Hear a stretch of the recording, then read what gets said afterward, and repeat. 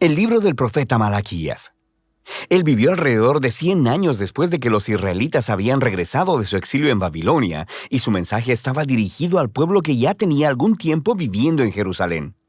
El templo había sido reconstruido hace algún tiempo y las cosas no iban bien. Solo recuerda las historias de Esdras y Nehemías. Ahora, cuando los israelitas regresaron del exilio, sus expectativas eran altas. Ellos regresarían y reconstruirían sus vidas y el templo. Todas las asombrosas promesas de los profetas se harían realidad. El Mesías vendría y establecería el reino de Dios sobre un Israel unificado y sobre las naciones, y traería justicia y paz para todos. Pero eso no es lo que sucedió. Los israelitas que habían repoblado la ciudad demostraron ser tan infieles a Dios como sus ancestros, resultando en pobreza e injusticia. Así que en Malaquías descubrimos lo corrupta que se ha vuelto esta generación. El libro está diseñado como una serie de disputas, y la mayoría de las secciones comienzan con Dios diciendo algo, haciendo una declaración o acusación. Y luego Israel estaría en desacuerdo o cuestionaría la declaración de Dios, y luego Dios respondería y ofrecería la última palabra. Esto sucedió 6 veces. En las primeras 3 disputas, Dios expone la corrupción de Israel, y en las últimas 3 disputas, Él confronta su corrupción. Y la impresión general que obtienes de estos argumentos y disputas es que el exilio fundamentalmente no cambió nada en el pueblo. Los corazones de Israel están tan duros como siempre. La primera disputa empieza cuando Dios dice que todavía ama al pueblo de su pacto a pesar de sus fracasos. E Israel objeta de manera grosera, diciendo, ¿de qué manera nos has mostrado algún tipo de amor? Así que Dios les recuerda de cómo en su gracia eligió a la familia de Jacob, su ancestro, para convertirse en la portadora de las promesas del pacto de Dios en lugar de a la familia de Esaú, su hermano, quienes eventualmente quedaron en la ruina. Recuerda las historias de Génesis y el libro de Abdías. Así que desde esta primera disputa, Israel se expone como suspicaz, dudando del amor y la fidelidad de Dios. La segunda disputa expone un problema con el segundo templo de Israel. Dios acusa al pueblo de despreciar y de profanar el templo, y el pueblo refuta. ¿Cómo te hemos despreciado? Así que Dios responde enfocándose en el pueblo, en cómo traen ofrendas vergonzosamente patéticas con animales enfermos e impuros que muestran que no valoran ni honran a su Dios. Pero no es solo el pueblo, también los sacerdotes que administran el templo. No solo toleran, sino que participan en estas formas de adoración corrupta. Desde arriba hasta abajo, el pueblo de Dios ha demostrado ser infiel. En la tercera disputa, Dios acusa a los hombres israelitas de traición para con Dios y con sus esposas, lo que por supuesto ellos niegan. Y Dios expone la tóxica combinación de idolatría y divorcio que está teniendo lugar.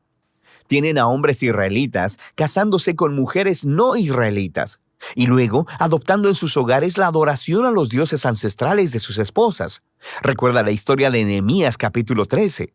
Así que Malaquías conecta esto con una ola de hombres divorciándose de sus mujeres sin una buena razón.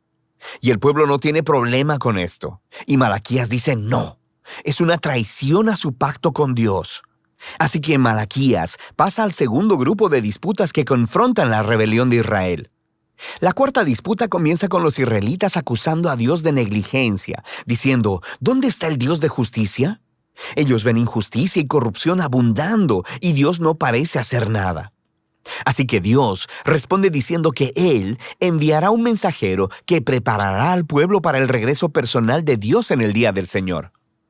Él vendrá como fuego para purificar a su pueblo y para remover la idolatría y la inmoralidad sexual y la injusticia, para que solo el remanente fiel sea su pueblo.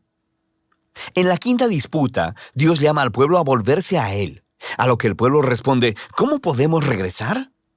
Así que Dios confronta su egoísmo, les muestra cómo han dejado de ofrecer diezmos de sus ingresos para el templo. Esa palabra, diezmo, solo significa una décima parte. Es la cantidad de ingreso y frutos que los israelitas debían donar anualmente para mantener al templo y a sus sacerdotes. La práctica se explica en diferentes partes de la Torá. Ahora, sabemos por Malaquías y por el libro de Nehemías que el pueblo estaba descuidando esta responsabilidad. Así que el templo se estaba deteriorando. Y Dios los confronta. Él dice que quiere bendecirlos con abundancia, pero solo si ellos van a ser fieles. En la disputa final, el pueblo acusa a Dios y dice que servirle no tiene caso. Ellos observan a los malvados y orgullosos teniendo éxito en la vida y Dios no hace nada. Y la respuesta de Dios, por primera vez en el libro, no es un discurso, sino más bien una historia corta acerca del remanente fiel en Israel, de las personas que temen al Señor y aman reunirse y hablar acerca de cómo honrar a Dios y cómo servirle. Así que Dios ordena que un libro memorial sea escrito para estas personas, para que puedan leer el libro y recordar el carácter y las promesas de Dios. Aquí Malaquías está reflexionando en el regalo divino de las Escrituras, cómo ellas nos apuntan al pasado para recordar lo que Dios ha hecho para inspirar fidelidad y esperanza para el futuro. Lo que nos lleva a la conclusión del libro. Esta retoma y desarrolla todavía más las imágenes de la cuarta disputa acerca del futuro día del Señor. Dios dice que ha determinado un día de juicio purificador que consumirá a los malvados de entre su pueblo. Pero lo que la conclusión añade es sobre el futuro del remanente fiel, porque para ellos el día del Señor no es una amenaza, sino una ocasión de gozo. Será como los rayos de sol de la mañana, que traen sanidad y vida y esperanza para el futuro. Y así terminan las disputas de Malaquías. Pero todavía queda un poco más en el libro. Los últimos 3 versículos no son parte de las disputas, y en realidad funcionan como un apéndice final. Le dan cierre no solo a Malaquías, sino a toda la colección de la Torá y los profetas. Primero, el lector es llamado a recordar la ley o la Torá de mi siervo Moisés. Esto recuerda la historia y las leyes del pacto que encuentras en los primeros libros de la Biblia. Pero luego, escuchamos este resumen de los libros de los profetas. Yo les envío al profeta Elías antes que venga el día del Señor, quien restaurará los corazones del pueblo de Dios. Así que esta conclusión resume la Torá y los profetas como una historia unificada que apunta al futuro. Israel fue redimido por Dios y luego lo traicionó por la rebelión y dureza de sus corazones, quebrantando las leyes de la Torá. Pero las Escrituras anticipan un día en el futuro en que Dios enviará un nuevo profeta, un Moisés, un nuevo Elías, quien restaurará al pueblo de Dios y sanará sus duros corazones. Recuerda todas las promesas de Deuteronomio y Jeremías y Ezequiel. Así que este apéndice final presenta las Escrituras como un regalo divino para leer, meditar y orar.